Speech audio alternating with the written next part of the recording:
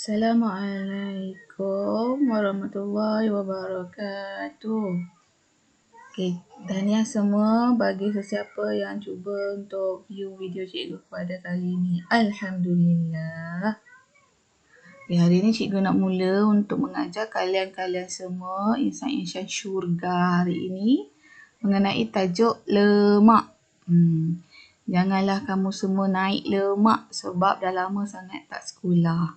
Okay, lemak yang cikgu nak perkenalkan hari ini ialah lemak yang kita dapat daripada makanan seharian kita. Okay, jadi rupanya lemak ni kita bahagikan kepada dua, iaitu lemak tepu dengan lemak tak tepu. Okay. Jadi kalau lemak tepu merujuk kepada perkataan tepu tu, maksudnya dah tak boleh masuk lagi. Okay, dah tepu dah kepala otak ni. Maknanya dia merujuk kepada ikatan antara atom karbon yang berada dalam tu lah, dalam sebatan lemak tu. Okey. Jadi kita pergi dulu persamaan antara lemak tepu dan tak tepu. Kedua-duanya merupakan sebatian organik yang terdiri daripada atom karbon, hidrogen dan oksigen.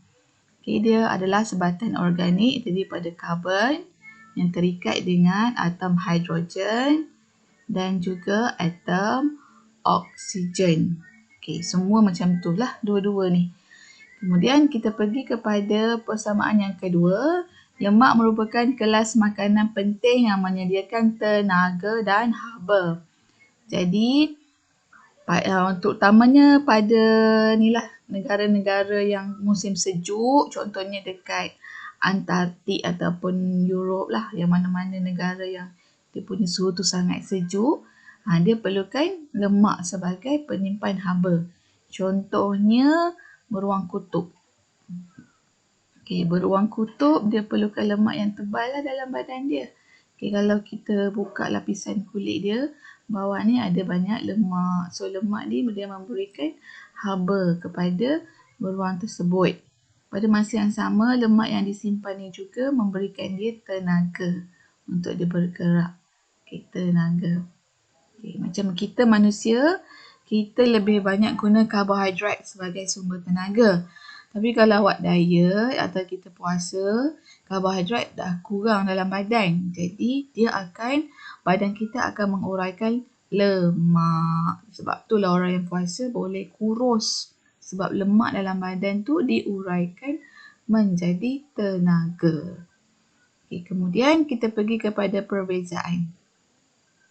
Lemak tepu, dia biasanya daripada sumber haiwan. Sumber haiwan asal dia. Contoh daging lembu, daging kambing.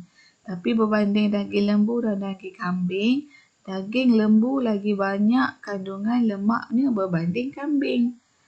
Gitu. Ataupun daging ayam. Keju kita tahu nak jadikan keju ni kita perlu peram susu.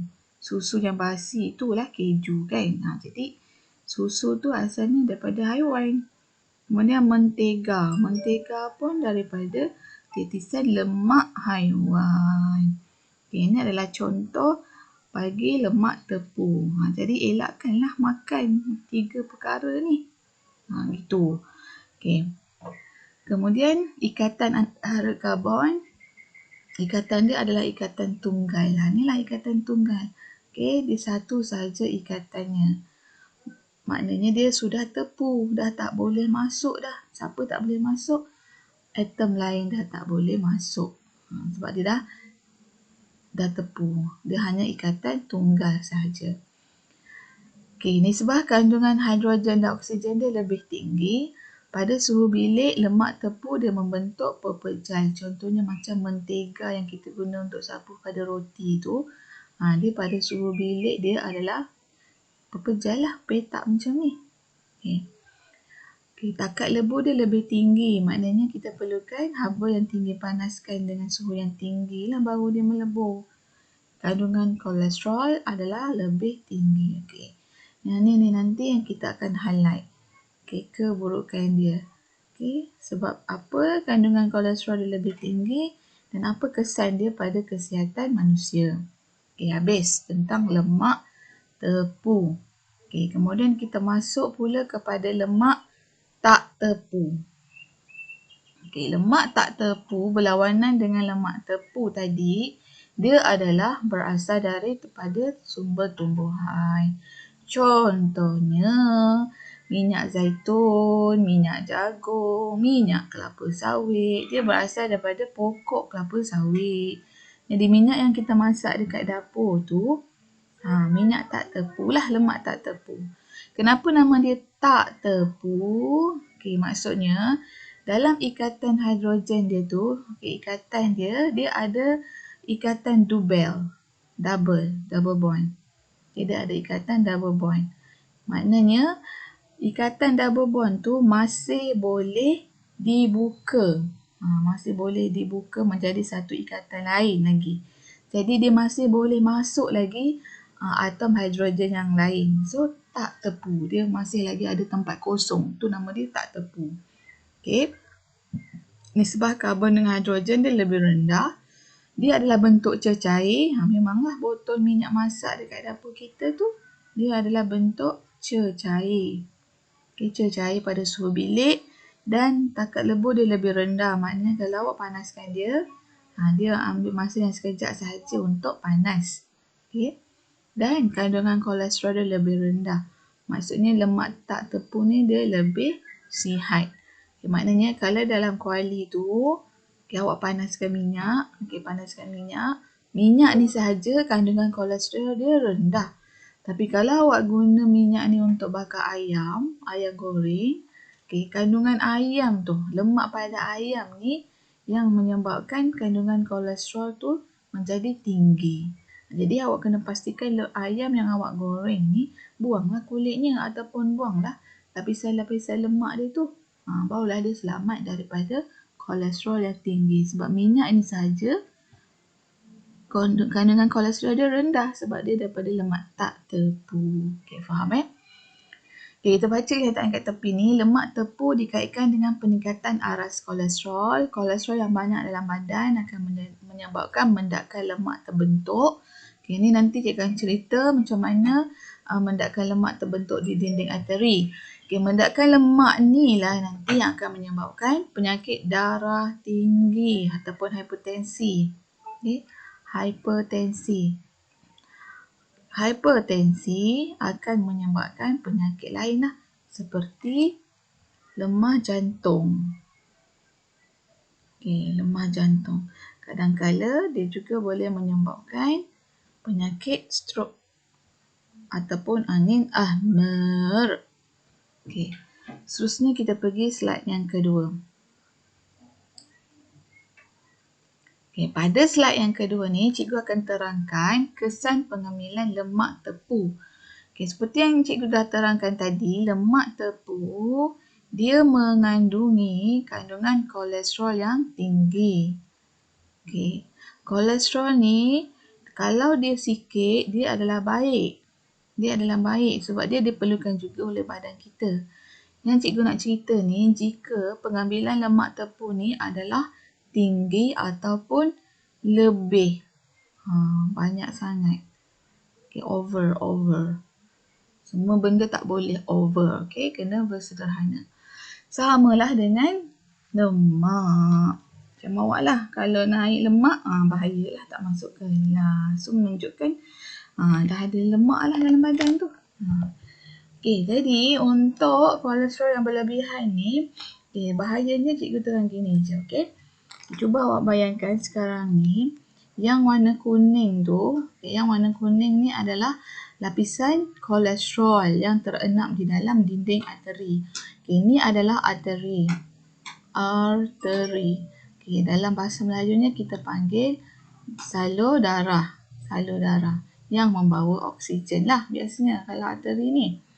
Jadi, dalam dinding arteri ni, berlaku enapan kolesterol. Yang warna kuning ni ialah enapan kolesterol.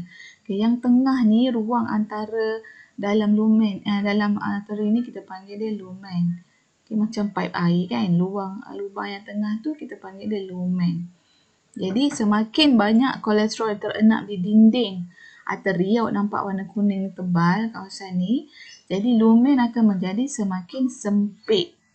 Okey, akibat dia lumen akan menjadi sempit. Lumen sempit. Okey, apabila lumen sempit, darah dalam tu, darah dalam ni, okey, menyebabkan laju darah akan jadi tinggi. Okay, laju darah tinggi, itulah yang kita panggil tekanan darah tinggi. Okay, faham Itu basic. Okay. Jadi untuk menambahkan kefahaman korang semua, cikgu akan terangkan guna video ni lah. Okay. Okay, penyakit aterosklerosis tu adalah istilah. Istilah yang kita guna untuk keadaan di mana dinding arteri dipenuhi oleh enapan plak kolesterol. Okay. Perkataan artero. Artero ni sendiri adalah bermakna arteri. Okay. Sklerosis bermaksud enapan kolesterol. Jadi, aterosklerosis merujuk kepada keadaan di mana berlakunya enapan kolesterol. Okey, jadi aterosklerosis dia akan menyebabkan beberapa penyakit. Okay, penyakit seperti darah tinggi, stroke dan juga sakit jantung lah. Okay, dan ada beberapa penyakit lain lagi lah. Okay, tengok video ni.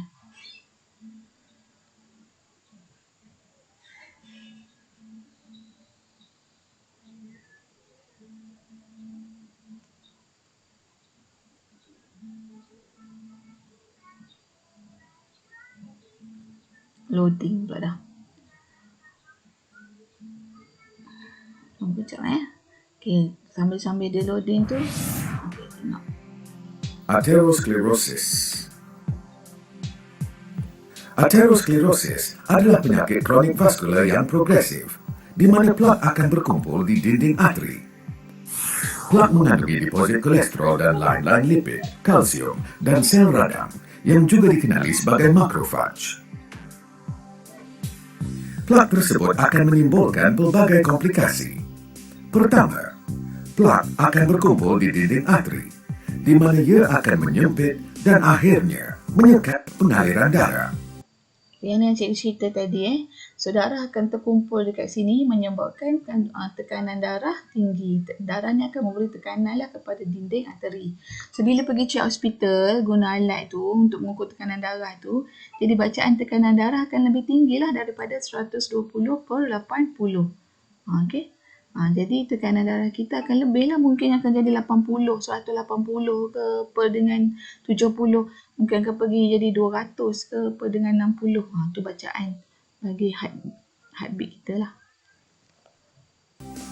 Kedua, plak akan tertanggal daripada dinding arteri pada bila-bila masa dan arteri menjadi sempit serta-merta. Plak yang tertanggal ini juga dikenali sebagai thrombus. Ini penyakit yang Ketiga, kedua. plak akan melemahkan dinding arteri sehingga menyebabkan arteri membengkak dan menonjol keluar. Ni yang penyakit yang bahaya. Jadi pada berita baru-baru ni ramai ada pelajar yang dia punya ada pendarahan dalaman kan, dia meninggal kan. Jadi pendarahan dalaman tu mungkin disebabkan ni lah.